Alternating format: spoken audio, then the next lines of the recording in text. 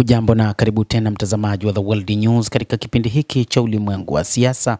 Naitwa Adam Hussein. Iran inasema haiogopi uwepo wa jeshi la majini la Marekani wala haiogopi kile kinachoitwa ukubwa wa Marekani katika ulimwengu, kwamba itatetea mipango yake ya nyuklia pamoja na mambo mengine ya uchumi wa nchi hiyo, anasema waziri wa mambo ya kigeni wa Iran Abbas Araghchi, akisisitiza kuwa Iran itaendelea na mpango wake wa kurutubisha madini ya uranium. Mwanadiplomasia mkuu wa Iran na waziri wa mambo ya kigeni Abbas Araghchi amekemea Washington siku ya Jumapili na kutangaza kwamba Tehran haitaogopa na upelekaji wa hivi karibuni wa mali ya jeshi la wanamaji la Amerika kwenye eneo hilo.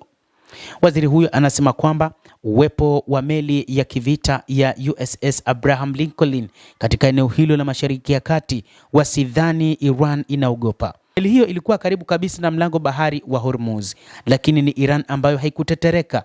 Hatutetereshwi na meli yao, hatutetereshwi na silaha zao, tuna uwezo wa kupambana nao, anasema Abbas Araghchi. Akizungumza katika kongamano mjini Tehran, waziri wa mambo ya nje wa Iran Abbas Araghchi amesema kuwa Iran haina nia ya kurudisha nyuma malengo yake ya nyuklia, hususan mpango wake wa kurutubisha madini ya uranium, licha ya shinikizo la kijeshi na kidiplomasia linaloongezeka kutoka Marekani.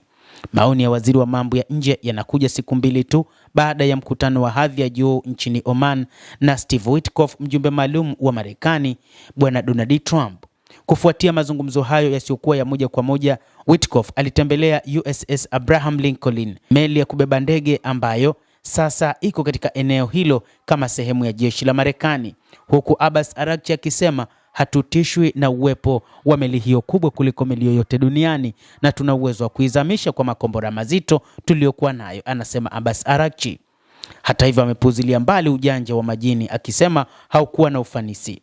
Kutumwa kwao kijeshi katika eneo hilo hakututishi kabisa, alisema Araghchi, akisisitiza mpango wa nyuklia kama suala la uhuru wa kitaifa badala ya mazungumzo yanayoendelea.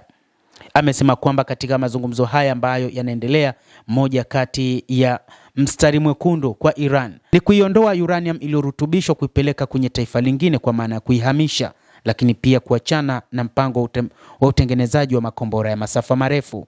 Hakuna atakayeweza kutuamuru, anasema Abbas Araghchi. Araghchi aliashiria kwamba Tehran iko tayari kwa matokeo mabaya zaidi, kama anavyosema Donald Trump, ikiwa ni pamoja na migogoro ya silaha, kulinda miundombinu yake ya nyuklia. Alisisitiza kuwa nchi hiyo iko tayari, imelipia bei kubwa kwa mpango wake wa amani wa nyuklia na haitorudi nyuma sasa. Kwa nini tunasisitiza sana juu ya kurutubishwa na kukataa kuiacha hata kama vita imewekwa juu yetu? Araghchi aliuliza. Kwa sababu hakuna mtu ana haki ya kutuamuru tabia zetu. Lazima tusimamie mpango wetu ambao tuliuamua kwa miaka mingi iliyopita na ambao ulitugharimu pesa nyingi. Lazima utunufaishe, anasema Araghchi. Mnamo mwaka 2018, Marekani ilijiondoa katika mpango kamili wa pamoja utekelezaji JCPOA na kusababisha kampeni ya shinikizo la juu na kuhitimisha kikamilifu makubaliano ya kihistoria ya mwaka 2015 na Tehran.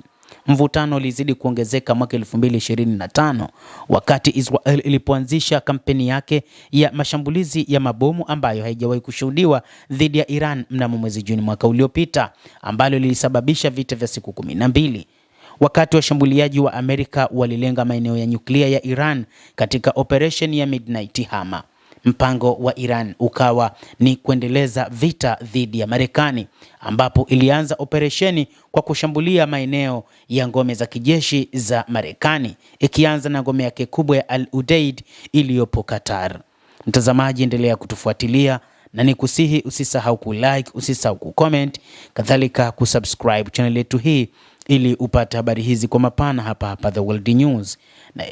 Naitwa Adam Hussein, endelea kuwa nasi wakati wote.